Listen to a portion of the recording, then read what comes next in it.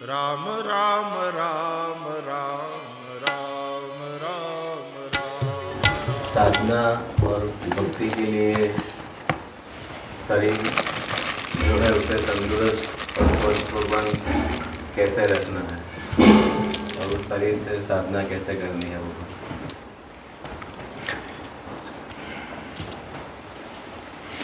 शरीरम खलु धर्म साधनम। परमात्मा ने ये जो शरीर दिया है मानव शरीर, तो मानव धर्म का निर्वाह करने के लिए दिया है। अगर हम मानवोचित धर्म से इधर उधर भटक जाते हैं तो हम सही अर्थों में परमात्मा के अपराधी हैं। परमात्मा के प्रति जो हमारा दायित्व था, क्योंकि हर एक शरीर जो हैं अलग अलग प्रकार के हैं, 84 लाख प्रकार के शरीर जो हैं, उनमें प्रभु आज्ञा जहीं कहाँ जैसा ही सोते ही भांति रहे सुख लही। समुद्र ने भगवान से यही प्रार्थना की, निवेदन किया, भगवान आपने जिसको जैसा आदेश दिया है, जिसको जिस प्रकार का कर्तव्य सौंपा है, उस प्रकार का उसको कर्तव्य पालन करना चाहिए। अगर परमात्मा ने हमको इस प्रकार का शरीर दिया है, हाथ पैर मन बुद्धि इत्यादि सब, मतलब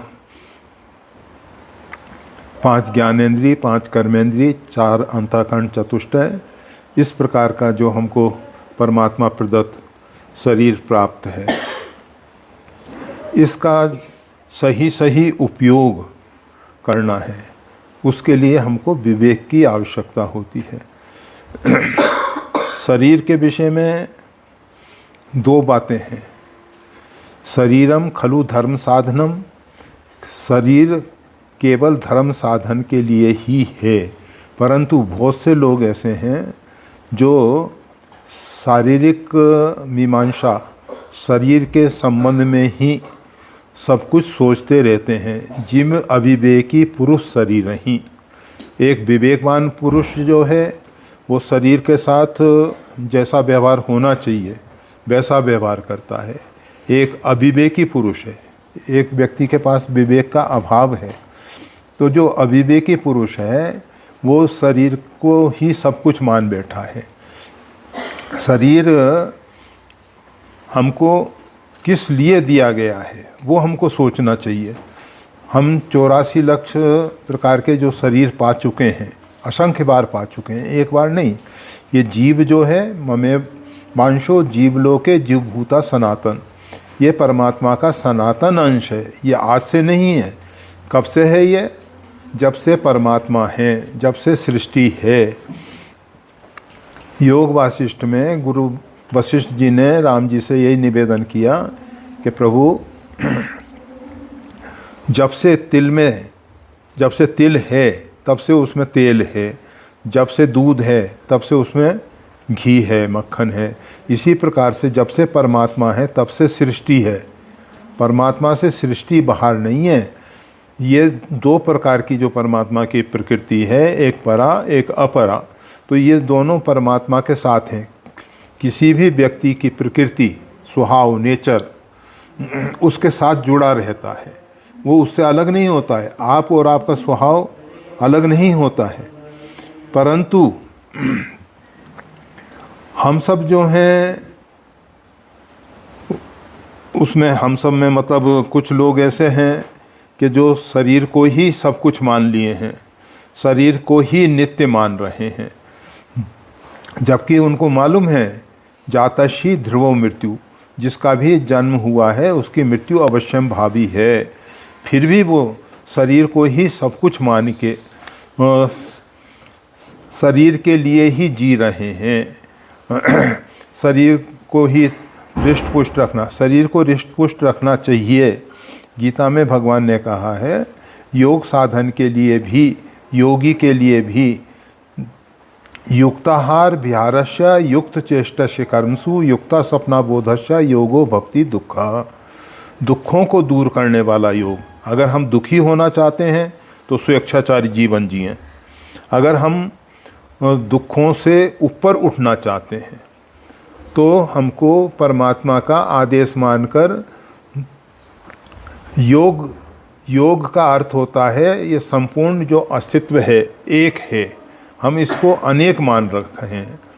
जैसे ये शरीर की उंगली जो है कनिष्ठिका, ये सोच ले कि हम शरीर से भिन्न हैं, अलग हैं। इसी प्रकार से ये जीव सोचता है कि हम परमात्मा से भिन्न हैं, परमात्मा से अलग हैं। जीव परमात्मा से अलग नहीं है। कोई संसार की ऐसी ताकत नहीं है जो परमात्मा से जीव को अलग कर दे, परंतु जीव की जो मान्यताएं हैं, धारणाएं हैं, उसके कारण जीव परमात्मा से अलग हो जाता है। जब ते जीव हरिते बिलगानो, गोस्वामी तुलसीदास जी कहते हैं इस जीव ने देह गेह निज मानो, ये देह को और घर संपत्ति जमीन जायदाद जो कुछ भी है हमारे पास उसको निज मानो, अपना मान लिया है। बस तब ते जीव भगवान से अलग हो गया। भगवान से अलग होने का कारण क्या है कि हमने अपने आप को शरीर मान लिया,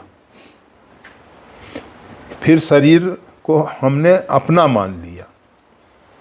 कुछ लोग ऐसे हैं जो शरीर को अपना मान रहे हैं, कुछ लोग ऐसे हैं जो शरीर को ही अपना स्वरूप मान बैठे हैं, जबकि ये दोनों की भ्रांत धारणाएं हैं, गलत धारणाएं हैं। ना तो हम शरीर हैं, ना शरीर हमारा है।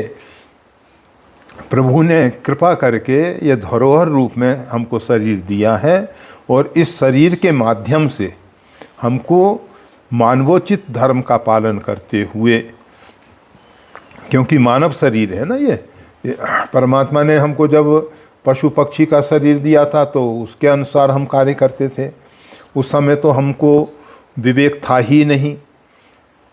84 लाख शरीरों में विवेक नहीं होता है, विवेक तो केवल मानव शरीर को ही प्राप्त है। तो उन शरीरों में तो हमारा कोई दायित्व नहीं था कि ऐसा करें ऐसा ना करें। वो तो जो हमारे को सुहाव कराता था या जहाँ जिस वातावरण में हम बंधे हुए थे।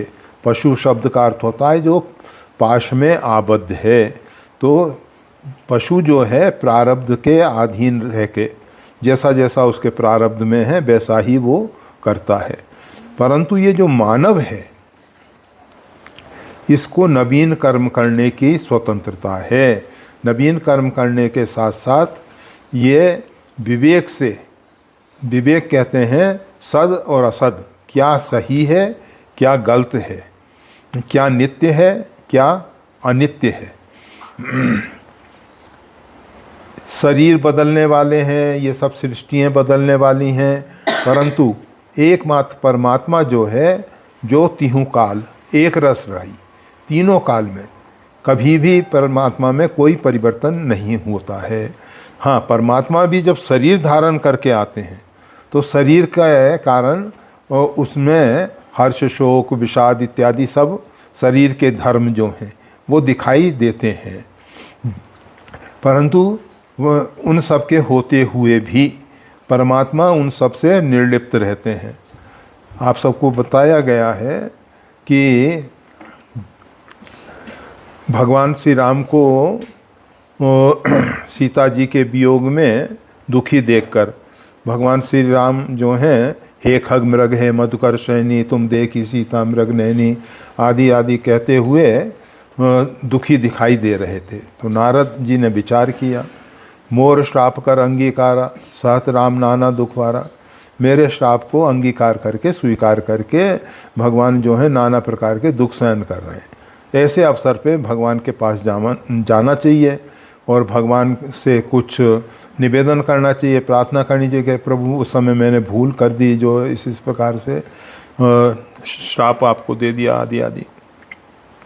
तो नारद जो हैं योजना बना के कि भगवान के पास जाएंगे और भगवान से ऐसा निवेदन करेंगे, उन्होंने एक भाषण तैयार कर लिया अपने मन में ही। परंतु वहाँ जाके देखते क्या हैं, बैठे परम प्रसन्न कृपाला, भगवान तो बहुत प्रसन्न बैठे हुए हैं, फिर उन्होंने जितनी योजना थी वो सब बेकार हो गई। तो कहने का मतलब ये है, परमात्मा की लीला है। लीला अर्थात वो ऊपर का दिखावा, खेल। जैसे एक नाटक में रंगमंच पे कोई व्यक्ति आता है और नाटक करता है, फिर उसके बाद वो जैसा है वैसा का वैसा ही रहता है, वो तो केवल रंगमंच पे अभिनय कर रहा था। इसी प्रकार से परमात्मा जो हैं सृष्टि में मानव शरीर धारण करके, और भी मीन कमठ सूकर नरहरि बामन परशुराम तुम धरी, अनेक प्रकार के भगवान शरीर भी धारण कर लेते हैं, और जैसा जैसा शरीर धारण करते हैं उसके अनुरूप कार्य भी कर लेते हैं। तो हम ये बता रहे थे कि परमात्मा ने हमको मानव शरीर दिया है। अब इसको स्वस्थ रखना हमारा धर्म है, हमारा कर्तव्य है, परंतु शरीर के ही चिंतन में दिन रात लगे रहना वो हमारी भूल है। वो ऐसा नहीं होना चाहिए। समय समय पे हमको अपनी दिनचर्या को 4 भागों में बांट लेना चाहिए। जो 24 घंटे होते हैं उसको हमको 4 भाग में बांट लेना चाहिए। 6 घंटे आहार विहार, मतलब भोजन इत्यादि करना है, समाज में बैठना है उठना है, समाज की बातें करनी है, परिवार को देखना है, सब कुछ जो कोई सामाजिक व्यवस्थाएं हैं वो सब करनी है। और उसके साथ साथ आहार के साथ एक शब्द जोड़ा हुआ है, युक्त आहार और युक्त विहार। युक्त आहार विहारस्य, केवल आहार पे नहीं, जिम सो असन पचबे जठरागी, भोजन करिए तृपित हित लागी। रामायण में एक सिद्धांत दिया गया है कि भोजन करिए तृपित हित लागी। शरीर के तृप्ति के लिए और हित के लिए भोजन करना चाहिए। भोजन से 2 लाभ आ गए आप सब। तो भोजन करिए तृपित हित लागी। हाँ, चल के तो भोजन जो है तृप्ति के लिए, और वो जो भोजन कौन सा करना चाहिए जो हमारे लिए हितकारी हो। और कौन सा भोजन करना चाहिए? जिम सो असन पचबे जठरागी। जठराग्नि जिस भोजन को पचा सकती है वही भोजन हमारे लिए है। हमारे लिए वो भोजन नहीं है जैसे मांसाहार, जठराग्नि उसको पचाने को तैयार नहीं है। हम ज़बरदस्ती उसको पचाने के लिए चेष्टाएं करते हैं और उसके विपरीत परिणाम आते हैं। हर एक व्यक्ति के अंदर, हर एक जीव के अंदर भोजन पचाने के लिए एक रस दिया है परमात्मा ने, प्रकृति ने। आपने देखा हो अथवा सुना तो होगा ही, अजगर जो है बड़े बड़े हिरण जैसे प्राणियों को निगल जाता है और उसकी हड्डी, सींग, वो सब पचा देता है, सब पचा देता है। वो कैसे पच रहे हैं? उसके शरीर में एक ऐसा रस है। ये आप मकड़ी, स्पाइडर, वो तो बहुत देखते ही हो, वो मच्छर को पकड़ लेती है और सब उसका रस शोषण कर लेती है, और वो फिर कुछ नहीं छिलका बचता है उसको छोड़ देती है। हर एक जीव के अंदर एक विशेष प्रकार का रस है भोजन को पचाने वाला। तो मानव को जो रस भोजन पचाने के लिए प्रकृति ने दिया है उसी प्रकार का आहार लेना चाहिए।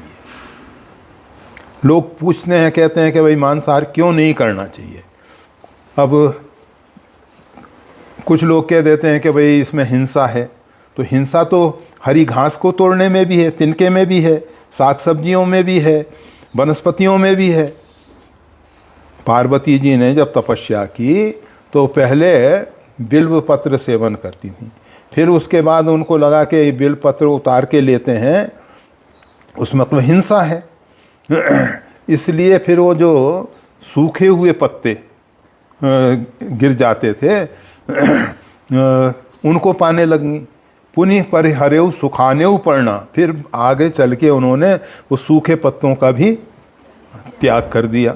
तो कहने का मतलब ये है कि भोजन करना जरूरी है, पशु भी भोजन करता है, मानव भी भोजन करता है, परंतु पशु के जो सेंसर लगा हुआ है, आप देखो जितने शाकाहारी प्राणी हैं मानव के अतिरिक्त इतर, तो वो सब शाकाहारी ग्रहण करते हैं। जो मांसाहारी हैं वो मांसाहार ग्रहण करते हैं। परंतु एक मानव ऐसा है कि ये अपनी प्रकृति को भूल के, छोड़ के, एक विशेष बात आपको बताए, पशु का बच्चा जो है उसको माता स्तन मुख में नहीं देती है, वो स्वयं स्तन को खोज लेता है और स्तन पान करने लग जाता है। उसकी माता उसको चलना नहीं सिखाती है, वो चलना सीख जाता है। उसको तैरना नहीं सिखाया जाता है, वो सीख जाता है। उसको उड़ना सिखाया नहीं जाता है, वो उड़ना सीख जाता है। और मानव को अगर तैरना सीखना है तो उसको सिखाना पड़ता है, उसको हाथ पकड़ के चलना सिखाना पड़ता है, उसको माता स्तन मुख में देती है तब वो पान करता है, वो अपने आप नहीं कर पाता है। तो परमात्मा ने जब सबसे श्रेष्ठ कृति मानव बनाया, सबसे अच्छा श्रेष्ठ जो है मानव बनाया, तो मानव को ये सब योग्यताएं दे देनी चाहिए थी। जो इतर प्राणियों को, अन्य प्राणियों को जो योग्यताएं हैं वो नहीं दी हैं। क्यों नहीं दी मानव को? परमात्मा ने मानव को एक ऐसी सामर्थ्य प्रदान की, बुद्धि और विवेक, जिस बुद्धि और विवेक के द्वारा वो आकाश में उड़ भी सकता है, पानी में हजारों मील दूरी तय भी कर सकता है। वो सब कार्य जो हैं अपने बुद्धि और विवेक से, तो परमात्मा ने मानव को बुद्धि और विवेक दिया। देखो समय हो जाएगा, केवल अभी भोजन के विषय में थोड़ी सी चर्चा कर लेते हैं। तो भोजन कौन सा करना चाहिए? अन्य प्राणियों के लिए तो प्रकृति ने व्यवस्था दे दी है, उनके मुख में सेंसर लगा हुआ है, जहरीली घास वो नहीं खाएगा। गाय भैंस जो चरते हैं, एक महात्मा रहे ऋषिकेश में, तो गंगा के उस पार जंगलों में कुछ दिन तक रह के आए थे। हमने पूछा कहाँ से आ रहे हो महात्मा? तो बताया कि ऐसा वन में कुछ समय निवास किया। हमने कहा आहार विहार क्या होता था? तो उन्होंने कहा कि कुछ वनस्पतियाँ, पत्ते वगैरह पा लेते थे। हमने कहा कि ये कैसे मालूम पड़ता था कि कौन सा पत्ता खाने योग्य है, कौन सा नहीं खाने योग्य है? ऐसे देखने से तो बहुत से पत्ते बहुत सुंदर दिख रहे हैं, अच्छे हैं, पर विषैले हैं। तो उन्होंने कहा कि हम देखते थे कि बंदर कौन कौन से पत्ते खाता है, तो वो हम खा लेते थे। तो मतलब उन सब जीवों को परमात्मा ने, क्योंकि प्रारब्ध भोगने के लिए वो शरीर मिले हुए हैं, तो इसलिए उनको वो व्यवस्था दी है। परंतु मानव को क्या खाना चाहिए, क्या नहीं खाना चाहिए, इसका विवेक करना चाहिए। हमको वही भोजन करना चाहिए जो हमारी जठराग्नि पचा सके। और कितना करना चाहिए? युक्त। अधिक खाएंगे तो बीमार हो जाएंगे, कम खाएंगे तो शरीर में शक्ति सामर्थ्य घटने लग जाएगा। इसलिए युक्त आहार होना चाहिए। जितनी मात्रा शरीर के लिए प्रोटीन की ज़रूरत है उतना प्रोटीन शरीर में जाना चाहिए। जितना चर्बी की ज़रूरत है, फैट, घी, दूध, मतलब कोई चर्बी से दूसरा अर्थ ना ले ले, इसलिए कहना पड़ रहा है। तो जिस जिस पदार्थ की शरीर को जितनी आवश्यकता है, अगर हम वैसा नहीं करते हैं तो हम परमात्मा की आज्ञा का अतिक्रमण कर रहे हैं, उल्लंघन कर रहे हैं। और परमात्मा की आज्ञा का उल्लंघन करने वाला जीव दुखी होता है। अगर हम वही आहार करें जितना शरीर की जठराग्नि पचा सकती है और जितनी इसको आवश्यकता है उतना ही आहार करें। उसमें कौन कौन से आहार लेने चाहिए? तो कहते हैं आयु शत बलारोग्य सुख प्रीति विवर्धना रस्या स्निग्धा रिधा। ये जो आहार हैं आयु को बढ़ाने वाले, सतोगुण को बढ़ाने वाले, बहुत सी चीज़ें ऐसी हैं कि आयु को तो बढ़ा सकती हैं वो, परंतु सतोगुण नहीं बढ़ता है उनसे, तो हमारे यहाँ उसको निषिद्ध कर दिया। अब जैसे लहसुन है, उसमें 5 रस हैं, उसका नाम रसोन भी है, रसना भी कहते हैं। तो उसमें 5 रस हैं, केवल एक नमकीन नहीं है, और सब उसमें, और काफ़ी गुण हैं, बहुत उसमें गुण हैं, परंतु उसमें जो दुर्गंध है वो तमोगुण को बढ़ाने वाली है, और वो जो है शरीर में उन्माद पैदा करने वाला है, इसलिए भी उसको निषिद्ध किया गया। इसी प्रकार से बहुत सी चीज़ें हैं जो शरीर में ताकत तो देने वाली हैं, परंतु उनके द्वारा सतोगुण की वृद्धि नहीं होती है। तो हमको केवल वो ही आहार लेने चाहिए जो सतोगुण की वृद्धि करने वाले हैं, और अगर थोड़ा ढील दी जाए तो जो रजोगुण को बढ़ाने वाले हैं वो भी लिए जा सकते हैं, परंतु जो तमोगुण को बढ़ाने वाले हैं, तमोगुण का कार्य क्या है? आलस और प्रमाद। तो तमोगुण जो है जीव को, व्यक्ति को आलस प्रमाद के द्वारा बर्बाद कर देता है। इसलिए हमको वो आहार लेने चाहिए जो आयु को बढ़ाने वाले हैं, सतोगुण को बढ़ाने वाले हैं, और शरीर को आरोग्य प्रदान करने वाले हैं, शरीर जिससे हमारा निरोग रहे। उसमें कौन से?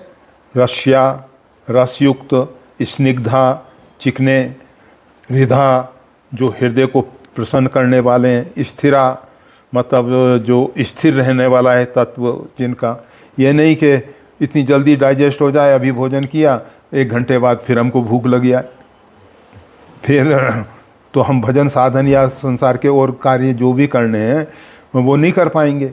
इसलिए हमको ऐसा आहार लेना चाहिए कि हम समय समय पे 2 या 3 बार ले लें, और उसके बाद आराम से 6-8 घंटे तक जो कुछ भी अपना कार्य क्षेत्र का देख सकें। तो आहार में ये बात ज़रूर ख्याल करनी चाहिए, और अगर हम बिना सोचे समझे आहार लेते हैं, इसी प्रकार से नींद शरीर के लिए आवश्यक है। उसमें 2 प्रकार की नींद होती है। एक नींद होती है प्रगाढ़ नींद, सुषुप्ति जिसको कहते हैं, एक होती है स्वप्न अवस्था जिसमें हम स्वप्न देखते हैं। दोनों ही आवश्यक हैं, सुषुप्ति भी आवश्यक है और स्वप्न भी आवश्यक है। ये नहीं कि केवल सुषुप्ति, वैसे बहुत से महापुरुष जो हैं सुषुप्ति से ही काम चला लेते हैं, और बहुत से लोग ऐसे हैं जो सुषुप्ति और स्वप्न, वैसे दोनों की आवश्यकता है। सुषुप्ति में जीव जो है मन, बुद्धि, शरीर सबसे संबंध छोड़ के अपने हृदय स्थान में परमात्मा के साथ निवास करता है। तो उसको परमात्मा के साथ रहने से वो परमात्मा की ऊर्जा मिलती है, जिससे जिस दिन आपको प्रगाढ़ नींद नहीं आएगी तो उस दिन शरीर में ना तो स्फूर्ति होगी, ना उमंग होगी, ना उत्साह होगा, शरीर ऐसा बेकार सा पड़ा रहेगा। और जिस दिन सुषुप्ति मतलब गहरी नींद आ जाएगी तो फिर आपको स्फूर्ति, क्योंकि जो परमात्मा का सानिध्य आपको मिलता है, सुषुप्ति में मिलता है, उसमें पूरी ऊर्जा परमात्मा की आपके अंदर सक्रिय हो जाती है। जैसे आप अपना मोबाइल रखते हो तो उसको चार्ज कर लेते हो, फिर वो चलता रहता है। फिर इसी प्रकार से ये जीव जो है परमात्मा के साथ जुड़ता है सुषुप्ति में, तो उस सुषुप्ति में परमात्मा की ऊर्जा पूरी आपको प्राप्त हो जाती है। परमात्मा की ऊर्जा जीवात्मा को मिली, जीवात्मा की ऊर्जा शरीर में रहने वाले जो देवता हैं उनको मिलती है। शरीर में रहने वाले देवताओं की ऊर्जा शरीर के अंग उपांग, इंद्रियां कहते हैं उनको, और इंद्रियों के द्वारा वो कार्य होता है। तो ये जितना हम कार्य करते हैं, देखना, सुनना, बोलना, चलना, फिरना, उठना, बैठना, ये सब किस ऊर्जा से हो रहा है? परमात्मा की ऊर्जा से हो रहा है। और ये परमात्मा की ऊर्जा क्रमशः सुषुप्ति में पहले जीवात्मा को प्राप्त हो जाती है, जीवात्मा फिर मन बुद्धि को दे देता है, शरीर के देवताओं को दे देता है, शरीर के देवता फिर उसको कार्य करने की सामर्थ्य शक्ति प्रदान कर देते हैं। तो दिनचर्या को 4 भाग में बांटने की बात की गई। ये आहार विहार और उसके साथ साथ अपने सामाजिक कार्य इत्यादि, स्नान इत्यादि, और जितने भी आवश्यक कार्य हैं, समाज में मिलना, उठना, बैठना। 6 घंटे जो हैं कर्म के लिए, अर्थोपार्जन के लिए देने चाहिए।